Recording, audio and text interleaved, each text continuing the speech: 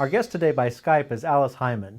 She's a professional speaker, a professional sales trainer, and a sales coach, and she has a blog called smartsalestips.com. Thank you for being here, Alice. My pleasure. One of the things that you do that I think is great is you've changed the concept of a mixer to a blender because you found that mixers, and they are difficult for, especially for a person who's not as extroverted. They go into this place. There's these people. They're talking with each other, and it's like you're sort of standing there. Should I go up? Should I not go up? Right. So what's a good way for somebody to approach a mixer if they're not going to one of your special mixers?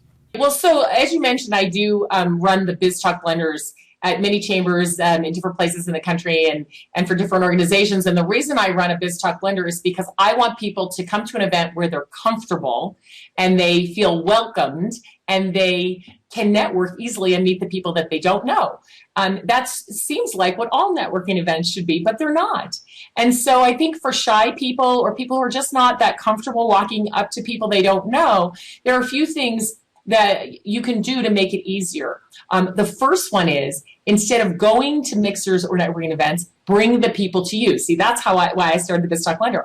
I bring the people I want to my business. And all of you who have a business know your target audience. Hold an event and bring them to you. You're the host. You get to meet everybody. Pretty simple, pretty inexpensive, easy to do. Bring the people to you. Now, of course, you can't always do that, but you do go out to these different organizations. So the very first tip that I have for approaching a networking event where you don't know anyone is to call in advance and talk to the membership director or the president or somebody who is organizing the event and say, I've never been to this event before. Can you tell me a little bit about it? About the people who will be there, about how people dress, how the event works, what the agenda is, and can someone meet me at the registration table and introduce me to some of the members or some of the other people because I don't know anyone. I mean, how simple is that? Pick up the phone and call the people organizing the event and ask them to introduce you to some people. And that way, when you get there, somebody's waiting for you. They're looking for you. And they say, oh, hi, glad you're here. Let me introduce you to a few people. What could be easier than that? But that simple thing, people neglect to do it. Right, it's funny because people don't do it because I'm an ambassador with Richmond Chamber of Commerce, and I'm sure that if somebody had called and asked that, they would say, hey, you guys introduce this person, but we almost never hear of it. We're always looking around for the person that looks lonely. Right. And that's how all the chambers that I work with are. Your chamber is not alone. I mean, people come into these mixers and they're crowded and people are talking to the people they know and they don't know what to do or how to break into a conversation.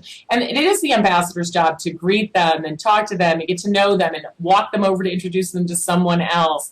And so that does make it a bit easier. But imagine if they called you in advance. It would make it super easy. They could even tell you, hey, I'd like to meet a few people who are in X business or who do this or who do that.